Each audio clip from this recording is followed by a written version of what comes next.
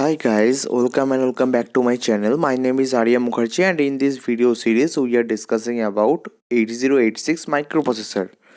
In this video I am gonna discuss about the 8086 interrupts. So let's start. An interrupts is a special condition that arises during the working of microprocessor. The microprocessor services if any executing a subroutine called interrupt service routine. There are mainly three sources of interrupts in 8086. Those are external signal, hardware interrupts, special instructions, that these are software interrupts, and condition produced by program. This is internally generated interrupts. So let's come external signal. This is a hardware interrupts. Signal on the external pins of the microprocessor 8086 has two pins to accept hardware interrupts. These are NMI and INTR. NMI means non-maskable interrupts. INTR is nothing but a maskable interrupts. So let's discuss about the special instruction, that means software interrupts. These interrupts are caused by writing the software interrupts instruction in INTN, where N varies from 0 to 225. That means here altogether 256 interrupts can be invoked by the software. Condition produced by the program, that is the internally generated interrupts. Some special condition occur while executing a certain instruction in the program, such as an error in division. This is a special case.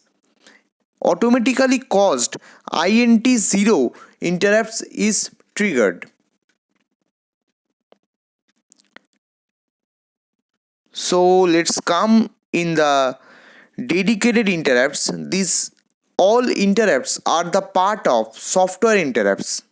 There are 5 dedicated interrupts: INT0 to INT4. INT0, it's a divide error interrupts.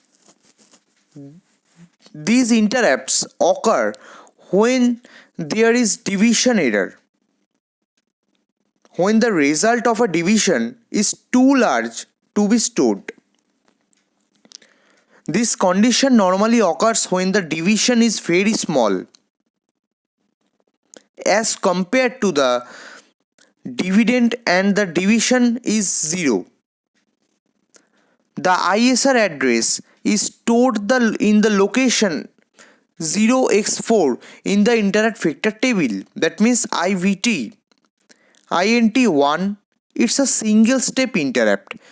The microprocessor executes these interrupts after every instruction of its TF is set.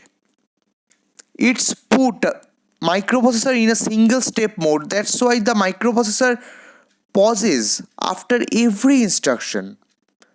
This is very much useful during debugging. The interrupt service routine display contents of all registers. The ISR address stored at the location 0x4 in the interrupt vector table. INT2, this is a non-maskable interrupt. The microprocessor executes this ISR in response to an interrupt on the NMI, that means non-maskable interrupt line. Its ISR address is stored at the location 2x4 in the interrupt vector table. INT3, it's a breakpoint interrupt. This interrupt is used to cause breakpoints in a program. This is used to debug a large program, display the contents of all registers and the ISR stored at the location 3x4 in the interrupt vector table.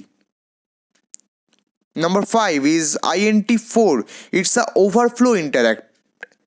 The interrupt occurs in the overflow flag and it's used to detect overflow error in the signed arithmetic operations.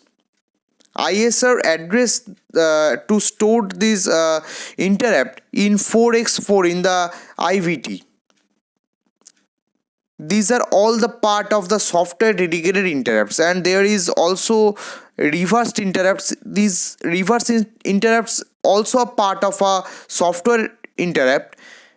Number 1 is I interrupt 5 to interrupt 31.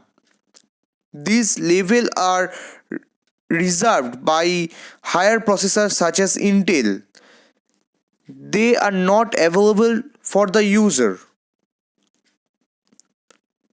Interrupt 32 to interrupt 255. We know there is at the total 256 interrupts. So from interrupt 32 to interrupt 255, these are all user defined interrupts. So user can define this kind of software interrupts, and ISR address is obtained by the microprocessor from the location NX4 in the interrupt vector table.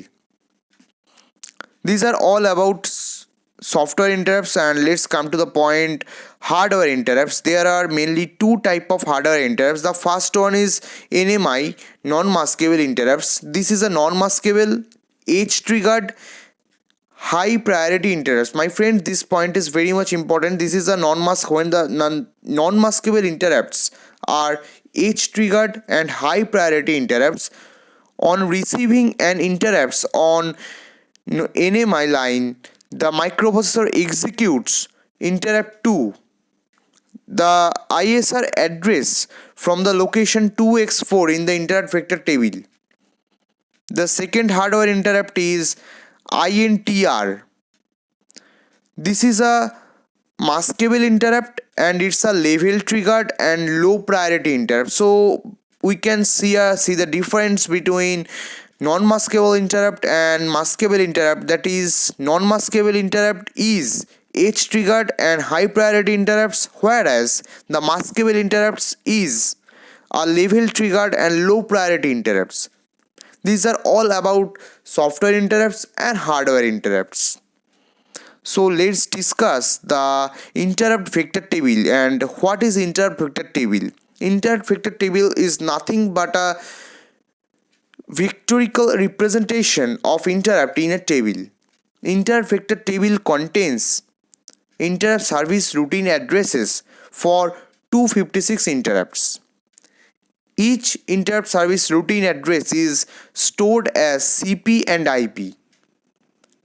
As each interrupt service routine address is of 4 bytes, each ISR address requires 4 locations to be stored, as it has 4 bytes.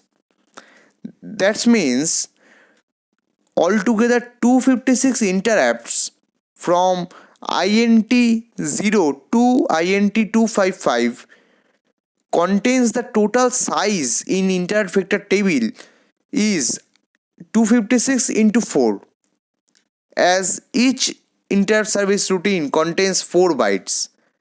Altogether total 1 KB. So my friends, these are all about 8086 interrupts. This portion is very much logical and important to build your concept, and very much important for your university exam. So my friends, hope you like this video. Please subscribe my channel and hit the bell icon for further notification, and you can share this video with your friends. Thank you.